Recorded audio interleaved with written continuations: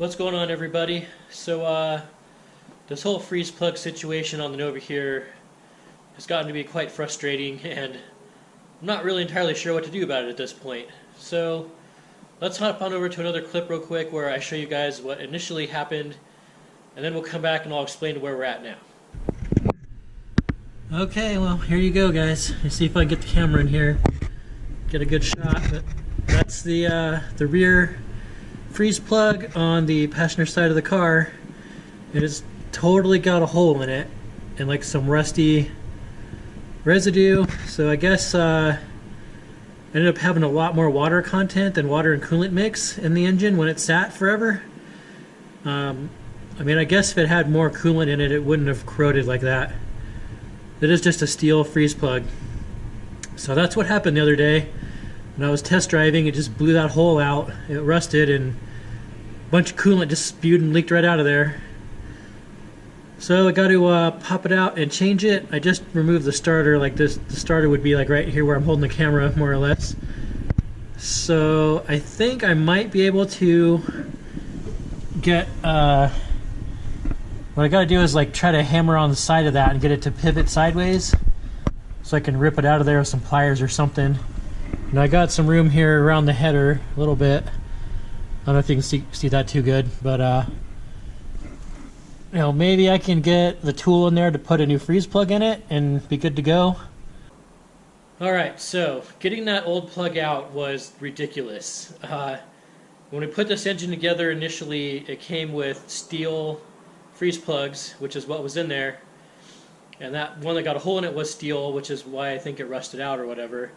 But when we put it in there, we used that aviation sealer, the Permatex stuff, and it was like glued in there. Like I ended up punching so many holes in it, trying to get it to like pivot sideways so I could grab it with pliers. But that glue or that sealer was just had it stuck in there really bad. I half destroyed the thing getting it out of there.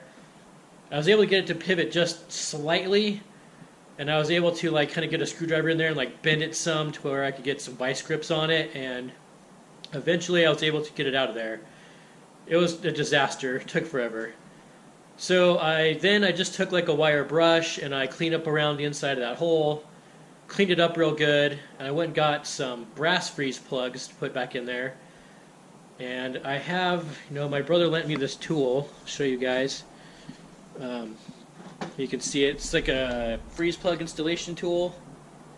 Pretty sweet. The freeze plug just goes on here, and it's got like it's got a pivoting head on it at an angle, right? So you just put the freeze plug in there and you hammer on this end, drives it in there, totally flat with the block. It's pretty sweet. So I used that, and I don't know why I did not put more sealer on the brass freeze plug I put in there. I just hammered it in. I thought it'd be good to go. Okay, I just put it in there, and then I put like more coolant back in the car. I thought it would be okay, but it turns out it was still leaking out of the bottom of it. It was like dripping coolant again. So then I had to crawl under there, take the starter out once more so I can get access to this freeze plug. I was able to hammer out that plug I just replaced. It was actually pretty easy. I think the brass might be stronger than the steel. I don't know, but it was it pivoted out, you know, like it should have, and I grabbed it with some pliers, ripped it out of there. It was pretty easy this time around. I went and got some of the aviation sealer, which is the stuff up here. I'll show you guys. So it's this stuff here. It's the I don't know if you can see it or not. It's Permatex aviation format gasket, part number 80017. Some brown liquid goopy stuff. Anyways, I put that. I got a red Scotch-Brite and I cleaned up the hole where the plug goes as best I could. I did notice there's a little bit of like kind of some pitting going on. I don't know, it wasn't like super bad, I don't know, but like I cleaned it up really good with the red Scotch-Brite, cleaned it with towels and everything. Put a decent amount of that sealer on the hole itself and around the freeze plug too. I let it kind of sit for several minutes, like it says in the directions, to tack up or whatever. and then I hammered it in there and thought it was good to go. I left the starter out just so I could check some stuff. I let it sit for an entire day, like 24 hours, and then I came back and I put coolant back in the radiator, filled that back up, and then I was watching it because I didn't put the starter back in. I was just seeing if it would drip or leak again. It didn't seem to be, so I thought I was totally good. So I put the starter all back in and everything, and my battery is still really dead. Like, I have to jump start it with my wife's car when she drives in the garage here every night. So I wasn't able to start it up. So it sat for like another day, I think. But I came out and there was coolant leaking, you know, my drain tray down there again. So I looked around the internet. I don't know what to do about it. Like, I replaced it with a brass plug, which everyone says to do, and I put the sealant on there. I let it sit, and it's still leaking.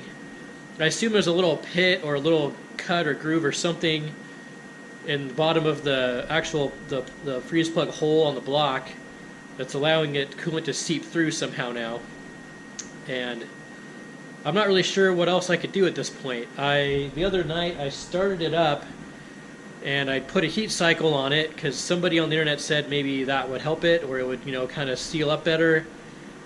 I did that and it doesn't seem to be leaking as bad now, but it is still dripping a little bit. I think somebody had mentioned maybe that Permatex stuff needs some heat to cure up better. I don't know. So I'm going to, hopefully I'll put another couple heat cycles on it here, see if that actually makes it seal up all the way.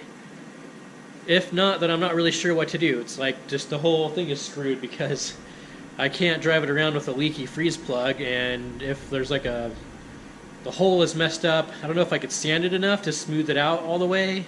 There's a little pit in it or something so that it would seal up again. I'm not sure. You guys give me your 2 cents on it. Let me know what you think. If you have any cool ideas. I mean, I've even entertained like draining it back out, or moving that freeze plug, cleaning it all up, and maybe like using right stuff, or putting the Permatex on everything, hammering it in there, and then just coating the outside of it, like the seam, with right stuff or something like that. Maybe that'll hold it. I'm not sure. Or if that doesn't work, I guess I could go get one of those like rubber expansion plugs and put that in there. I mean, that would get me back on the road, I guess. You know, last resort. I don't really want to do that, but I guess if it comes down to it, I could do that too. Anyway, so that's the scoop. Sucks. I wish I could be driving the car. It runs really good. The brakes seem to be working better. Well, on the plus side, my transmission leak seems to have been fixed. Finally. You know, I took that apart in another video, and the speedometer bullet deal. I hammered the seal down more on it, and that doesn't seem to be leaking. So, plus side, brakes are working good, and the leak is stopped, but I have another issue. So, you know, I guess it's just a car thing. What are you going to do? Anyway, I'll catch you guys later, I guess.